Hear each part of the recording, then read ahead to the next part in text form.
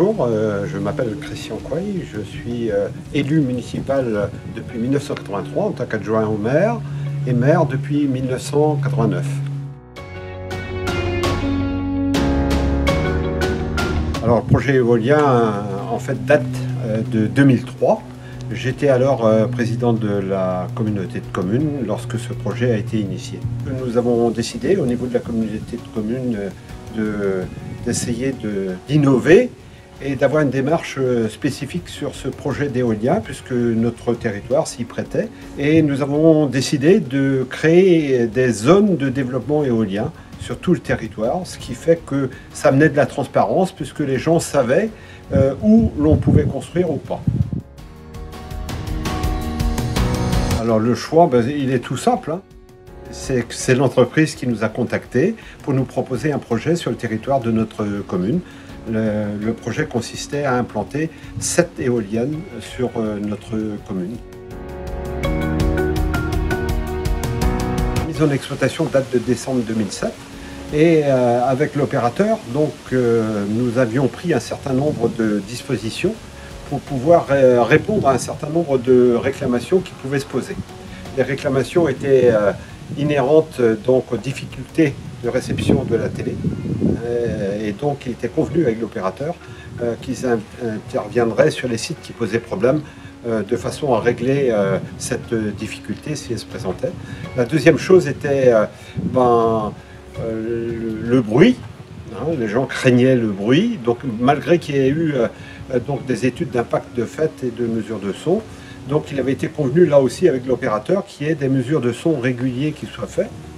Et que s'il y avait des innovations technologiques qui permettaient de réduire le bruit, elles seraient mises en œuvre sur ce site.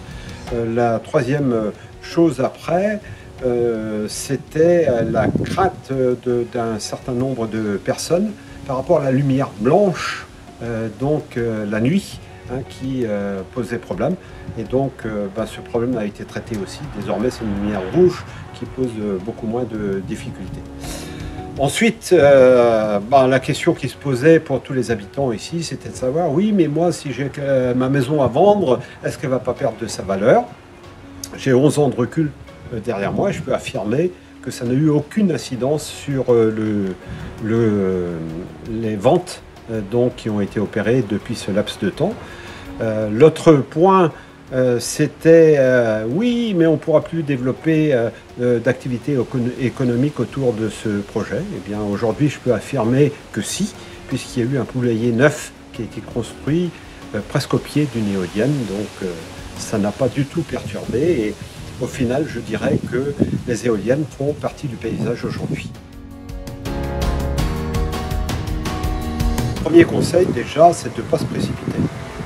Le deuxième conseil, c'est de bien définir la zone d'implantation des éoliennes et de bien s'assurer qu'on respecte bien les distances minimales par rapport aux populations, parce que c'est ça qui permet en fait d'apaiser les choses et de faire en sorte qu'il y ait une acceptation du projet sur le territoire. La troisième chose après, c'est de faire toutes les études d'impact nécessaires, mesure du son, impact environnemental, avant de réunir, de faire une réunion publique. La quatrième chose, c'est toujours au niveau de l'implantation, puisqu'il y a des conventions qui sont à passer avec les propriétaires, de faire en sorte, quand on le peut, que le projet soit réparti sur un nombre maximum de propriétaires. Ça évite les jalousies et ça permet de régler des difficultés sur la zone considérée.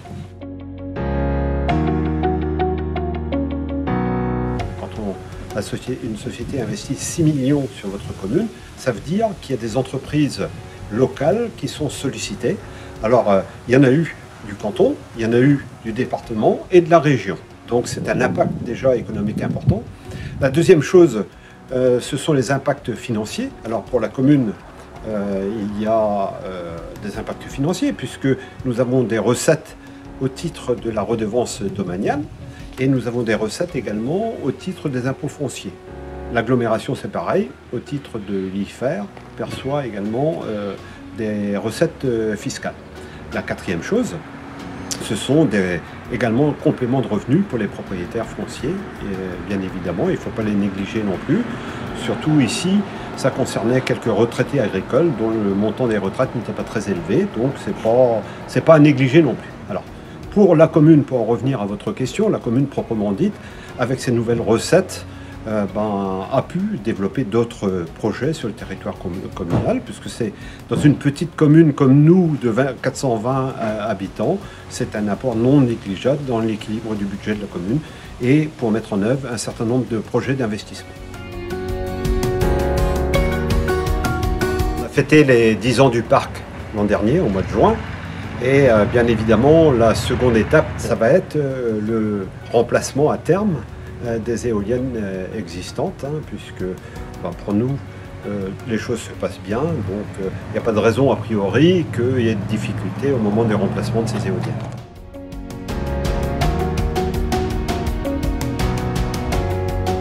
Je dirais tout simplement, ce sont des relations de confiance. Engie Green est un partenaire puissant, c'est un partenaire sérieux.